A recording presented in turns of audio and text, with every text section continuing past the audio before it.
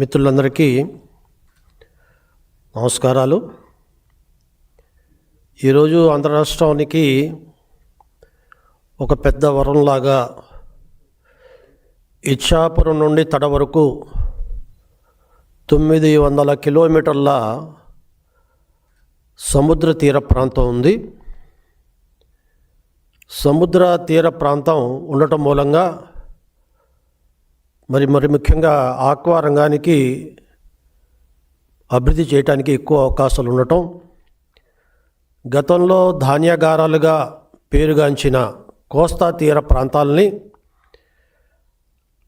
Aqua రంగంలో వారిని ప్రవేశింపజేసి aqua రంగం ద్వారా వాళ్ళ భూముల్లో చేపలు రొయ్యలు పెంచుకునే రకంగా, వారు సంపాదనని పెంచుకునే రకంగా ఆ ప్రాంతం సుభిష్టం కావాలని కలలుగన్న వారిలో నారా చంద్రబాబు నాయుడు గారు ఒకరు. 1994 తర్వాత 95లో ముఖ్యమంత్రి అయిన నాటి నుండి ఆనాడు 14 సంవత్సరాలు, ఇప్పుడు 2 సంవత్సరాలుగా మరి కోస్తా తీర ప్రాంతం ఆక్వా రంగంలో అభివృద్ధి చెందాలని తదనుగుణంగా వారికి ప్రోత్సాహకాలు ఇస్తూ వారి సంపదని పెంచే రకంగా, వారి ఆదాయాన్ని పెంచే రకంగా ఈనాడు ఈ ప్రభుత్వం, కూటమి ప్రభుత్వం చిత్తశుద్ధితో మరి పరిపాలన సాగిస్తుంది. అయితే ఈనాడు అధికారం కోల్పోయిన జగన్మోహన్ రెడ్డి గారు అన్ని విషయాలని రాజకీయం చేసి కుల రంగును పులిమి ఆ రకంగా తమ చేతకానితనాన్ని, తాను అధికారంలో ఉన్నప్పుడు అనుసరించిన తప్పుడు విధానాలని కప్పుపుచ్చుకొని ఈనాడు కూటమి ప్రభుత్వం మీద నీలాప నిందలు వేయటానికి చేస్తున్న ప్రయత్నాలు చూస్తుంటే ఈనాడు మరి సిగ్గనిపిస్తుంది. ఏవైతే ఆక్వా ఫీడు, అదే రకంగా సీడు ప్రాసెసింగ్ యూనిట్లు ఏవైతే ఉన్నాయో రాష్ట్రంలో, వాటికి కులరంగు పులుముతున్నారు. ఆ కులరంగు పులిమి ఆ రకంగా తెలుగుదేశం పార్టీ వారిని, తెలుగుదేశం ప్రభుత్వాన్ని, కూటమి ప్రభుత్వాన్ని కులరంగు పులిమి ఆ రకంగా ఏవైతే ఈనాడు మరి రేట్లు పెరిగినాయో, సీడ్ కానీ ఫీడ్ కానీ మేతలు కానీ ఏవైతే మరి దాని ధరలు పెరిగినాయో, కేవలం ఆ ధరలు పెరగడానికి కారణాలని మరి కప్పుపుచ్చి ఈరోజు పశ్చిమాసియాలో యుద్ధం జరుగుతుంది. దాని మూలంగా అనేక ఇబ్బందులు వస్తున్నాయి. అటువంటి ఇబ్బందుల్ని అధిగమించడానికి ఈనాడు ప్రభుత్వం కృషి చేస్తుంటే, మరి ఏవైతే ఈనాడు మరి ధరలు పెరుగుదలకు కారణమైన ముడి సరుకులు లభ్యత మూలంగా ధరల పెరుగుదలకు కారణమైన వాటిని మరి కేవలం తన కులానికి చెందిన ప్రాసెసింగ్ యూనిట్లని, మేత తయారు చేసే యూనిట్లకి లాభం చేకూర్చడానికి ఈనాడు కుటుంబ ప్రభుత్వం ప్రయత్నం చేస్తుందని ఈనాడు మరి ఏదైతే జగన్మోహన్ రెడ్డి గారు చెప్పడం, ఇది దిగజారుడు రాజకీయతనానికి నిదర్శనం అని ఈ సందర్భంగా మనవి చేస్తున్నా. మీ హయాంలో ఆక్వా రంగాన్ని మీరు ఏం చేశారు, ఏ రకంగా చేశారు ఒకసారి మీరు గుర్తు తెచ్చుకోండి. ఆనాడు ఆక్వా రంగానికి సరైన ప్రోత్సాహం ఇవ్వకపోగా మీరు ఇచ్చిన హామీలను కూడా అమలు చేయడంలో మీరు పూర్తిగా వైఫల్యం చెందారనే విషయాన్ని కూడా ఈ సందర్భంగా మనవి చేస్తున్నా. గతంలో 2018 నుండి 2024 వరకు మీ అనాలోచిత పాలన మూలంగా మేత ధరలు అనేక సార్లు పెంచారు. ఒక రకంగా చూసుకుంటే అప్పట్లో మరి ₹90.40 కేజీ ఉన్న దానా ధర మీరు మీ పరిపాలన కాలంలో 2022 నాటికి అది మరి ₹110కి చేరింది. ఆ రకంగా మీ హయాంలో సుమారుగా ₹20,200 అంటే టన్నుకు ₹20,200 అదనంగా పెంచిన ఘనత మీ హయాంలో జరిగింది. దానిని మీరు కప్పుపుచ్చుకోవడానికి ఏవైతే కంపెనీల మీద ఉన్నాయో వారి మీద ఒత్తిడి తీసుకొచ్చి ₹20,200 టన్నుకు పెంచిన దాన్ని తగ్గించాలని మీరు చేసిన ప్రయత్నం ₹5,500 తగ్గించారని మీరు చాటుకునే విధానం కేవలం అది వ్రాతపూర్వకం ఉంది. అమలు నోచుకోలేదు. ఎంఆర్పిలో చూపెట్టారు కానీ రైతులు మట్టుకు అదే ధరకి, అదే పెరిగిన ధరకి కొని మోసపోయారనే విషయాన్ని కూడా ఈ సందర్భంగా గమనించాల్సిందిగా మనం చేస్తున్నా. అంటే మీరు జీ ట్యాక్స్ పేరుతో ఆ రకంగా ఆనాడు మరి ఫీడ్ మీద కానీ మేత మీద కానీ మీరు రేట్లు పెంచుకోవడానికి అవకాశం కల్పించి మీ అనాలోచిత మా విధానాల మూలంగా మీరు జే ట్యాక్స్ మూలంగా ఏదైతే మీరు జే ట్యాక్స్ వేశారో, మీరు ముడుపులు తీసుకున్నారో దాన్ని కూడా ప్రజల మీద, రైతుల మీద, మరి ఆక్వా రైతుల మీద భారం మోపబడింది. ఆనాడు మీరు 5 సంవత్సరాల పరిపాలన కాలంలో ఏవైతే ప్రాసెసింగ్ యూనిట్లు ఉన్నాయో, ఫీడ్ ఇచ్చే మరి యూనిట్లు ఉన్నాయో వారి ద్వారా 5,000 కోట్ల రూపాయల వరకు జే ట్యాక్స్ వసూలు చేసిన మాట వాస్తవం కాదా అని ఈ సందర్భంగా నేను వైఎస్ఆర్సీపీ వాళ్ళని అడుగుతున్నాను. రొయ్యల రైతులకి మరి యూనిట్కి ₹1.50 కరెంట్ ఇస్తానన్నారు. మాట తప్పారు, మడం తిప్పారు. మీరు 150 రూపాయలు, ₹1.50 ఇవ్వడానికి మీరు పాదయాత్రలో హామీ ఇచ్చి అది కేవలం 30% మందికే అందే రకంగా మీరు చేశారు. 70% మందికి మొండి చేయి చూపెట్టారు. ఆక్వా జోను, నాన్ జోన్ అని పేరు చెప్పి ఆ రకంగా వర్గీకరణ చేసి 10 ఎకరాలు పైబడిన ఆక్వా రైతులకి సబ్సిడీ తొలగించి అదే రకంగా కరెంటు ఛార్జీల సబ్సిడీని కూడా తొలగించిన వైనం మీరు చేయలేదా? కేవలం మాటలు చెప్పడం తప్ప అమలు చేయటంలో మీరు ఏమాత్రం చొరవ చూపకుండా ఆనాడు ఆక్వా రైతులకి మీరు మోసం చేసిన విషయం వాస్తవం కాదా అని సందర్భంగా మనవి చేస్తున్నా. ఆ రకంగా మీరు మరి ఆనాడు కరెంటు కూడా సరిగ్గా సప్లై అయ్యేది కాదు, కరెంటు కోతలు ఉండేవి.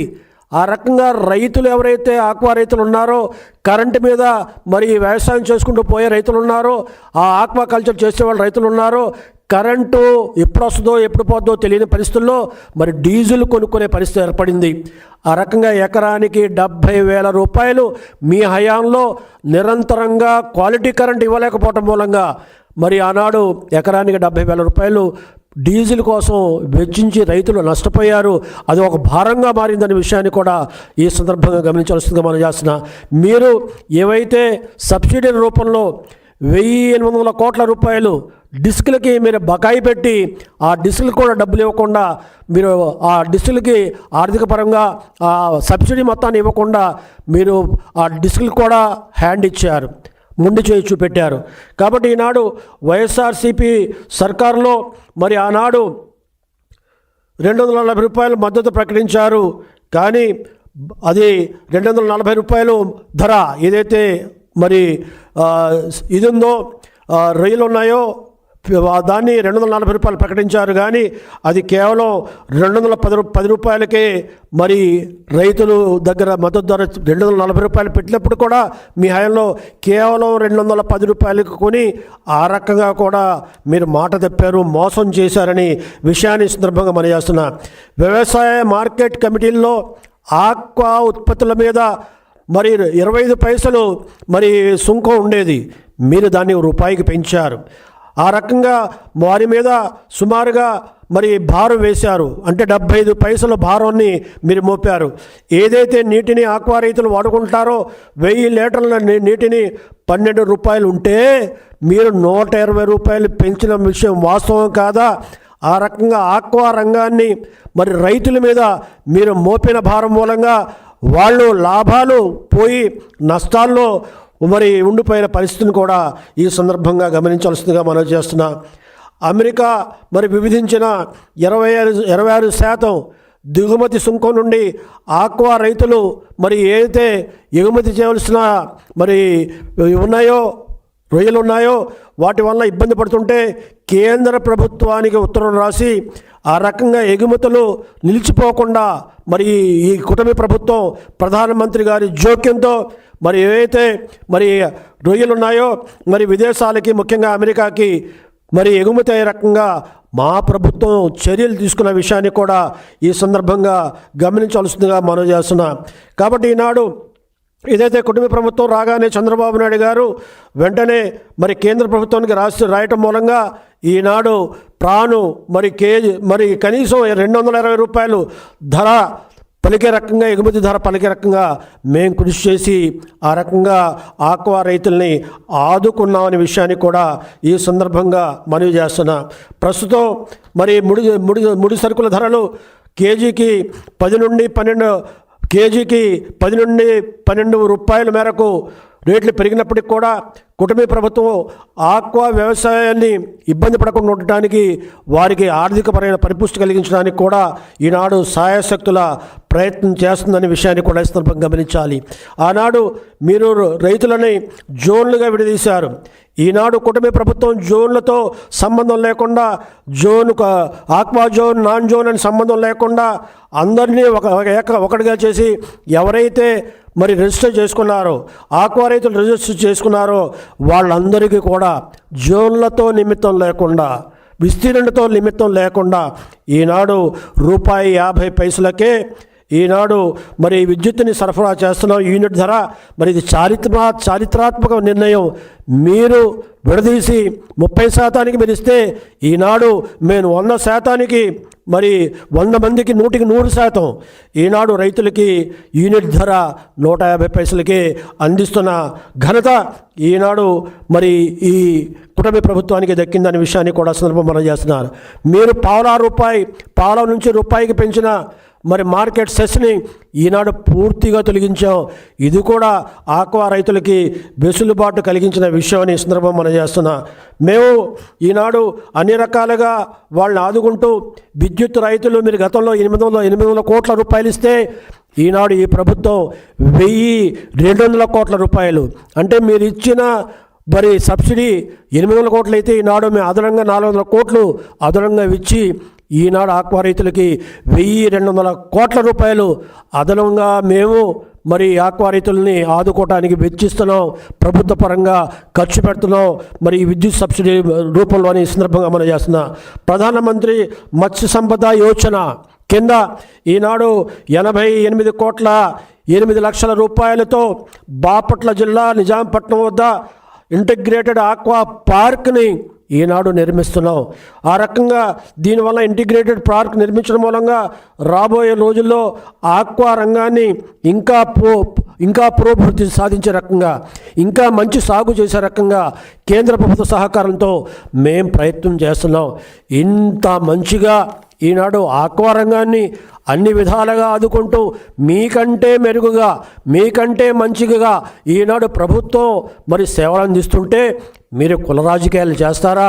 ఈనాడు కులాలని ముసుగులో ఈనాడు ప్రభుత్వం మీద నిందలు వేయటం ఏమాత్రం సహించరానిదని ఈ సందర్భంగా మనవి చేస్తూ, ఇటువంటి విధానాలని ఏవైతే ఈనాడు కులాల పేరుతో జరుగుతున్న అభివృద్ధిని, జరుగుతున్న ప్రోత్సాహాన్ని, ప్రభుత్వ పరంగా జరుగుతున్న ప్రోత్సాహాన్ని రైతులు గమనించాలని, ఈ చెప్పుడు మాటలతో అబద్ధపు అసత్య మరి ప్రచారంతో ప్రజలు మరి మెలకుగా ఉండాలని, ఎటువంటి మాటలని మరి ఆక్వా రంగం రైతులు మరి నమ్మొద్దని, మరి ఏదైతే ఈనాడు మీకు కళ్ళకు కట్టినట్టుగా ఈనాడు ఆక్వా రంగాన్ని కాపాడటానికి చంద్రబాబు నాయుడు చిత్తశుద్ధితో కృషి చేస్తున్న విధానాన్ని గమనించి సహకరించాలని, ప్రోత్సహించాలని మీ అందరికీ మనవి చేసుకుంటూ సెలవు తీసుకుంటున్నా. జై హింద్.